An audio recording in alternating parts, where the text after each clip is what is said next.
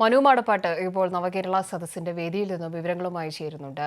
മനു, നേരത്തെ നമ്മൾ പറഞ്ഞതുപോലെ തന്നെ കൂടുതൽ കോൺഗ്രസ് നേതാക്കൾ, മുതിർന്ന നേതാക്കൾ തന്നെ തിരുവനന്തപുരം ജില്ലയിലെ പ്രധാനപ്പെട്ട നേതാക്കളടക്കം പങ്കെടുക്കുന്ന ഒരു സാഹചര്യം ഇപ്പോൾ നവകേരള സദസ്സിലുണ്ട്.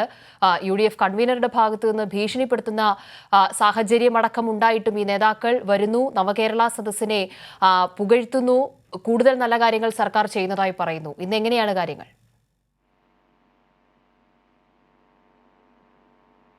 തീർച്ചയായും കാവ്യ പറഞ്ഞതുപോലെ പ്രധാനപ്പെട്ട നേതാക്കളൊക്കെ ഇന്നും നവകേരള സദസ്സിന്റെ ഭാഗമാകുന്ന ഒരു കാഴ്ചയാണ് UDF നിന്ന് നമുക്ക് കാണാൻ വേണ്ടി കഴിഞ്ഞത്. ഇന്നലെ നമ്മൾ കണ്ടതാണ് നെടുമങ്ങാട്ടെ പ്രധാനപ്പെട്ട കൗൺസിലറും DCC അംഗവുമായ ബിനു ഒക്കെ നവകേരള സദസ്സിന്റെ പ്രഭാത സദസ്സിൽ പങ്കെടുത്തത്. ഇന്ന് അതുപോലെ തന്നെ പ്രഭാത സദസ്സിലേക്ക് വളരെ പ്രധാനപ്പെട്ട കോൺഗ്രസ് നേതാക്കളും ഒപ്പം തന്നെ ഞാൻ പറയാം, അതായത് മുൻ KPCC അംഗവും കാട്ടാക്കട താലൂക്ക് കാർഷിക വികസന ബാങ്ക് പ്രസിഡന്റുമായ BN ശ്യാംകുമാർ, ഇപ്പോഴത്തെ സംസ്ഥാന കാർഷിക വികസന ബാങ്കിന്റെ ഡയറക്ടറാണ്.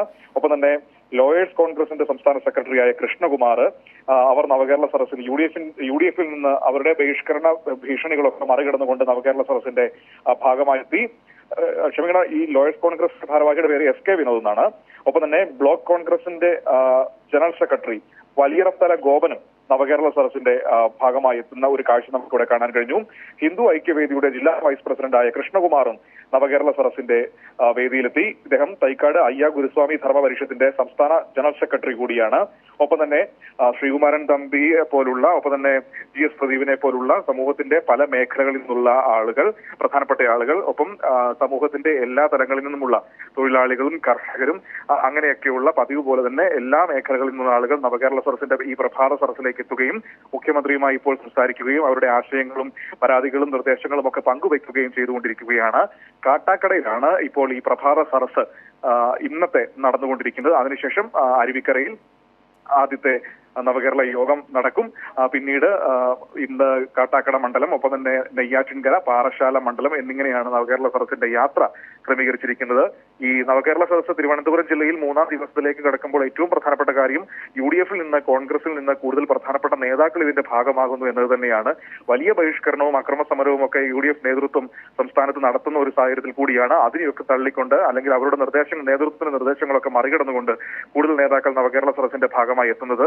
സ്വാഭാവികമായും ഇത് വലിയ തോതിൽ UDF നേതൃത്വത്തിന് ബുദ്ധിമുട്ടുണ്ടാക്കും. ഇതെങ്ങനെ വിശദീകരിക്കുമെന്നതിനെ കുറിച്ച് അവർക്കൊരു ആശങ്കയുണ്ടാകും. ഇപ്പോൾ കാവ്യ പറഞ്ഞതുപോലെ നേരത്തെ MM ഹസൻ ഇതിനെതിരെ ഒരു നിലപാട് പറഞ്ഞിരുന്നു. അതായത് ആരായാലും അവരെ പുറത്താക്കുമെന്ന നിലപാട് പറഞ്ഞിരുന്നു. പക്ഷേ ഇങ്ങനെ പുറത്താക്കുമ്പോഴും സ്വന്തം നേതാക്കളെ പോലും ബോധ്യപ്പെടുത്താൻ കഴിയാത്ത സംസ്ഥാന നേതൃത്വമാണോ UDF-നും കോൺഗ്രസിനും ഉള്ളത് എന്ന വളരെ പ്രധാനപ്പെട്ട ഒരു ചോദ്യം അവർക്ക് നേരെ ഉയർന്നു വരുന്നുണ്ട്. സ്വാഭാവികമായും അതിന് മറുപടി പറയാൻ അവർ ബാധ്യസ്ഥരാണ്. പക്ഷേ അതിനൊരു മറുപടി ഇതുവരെ പറയാൻ കഴിഞ്ഞിട്ടില്ല എന്നതാണ് യാഥാർത്ഥ്യം.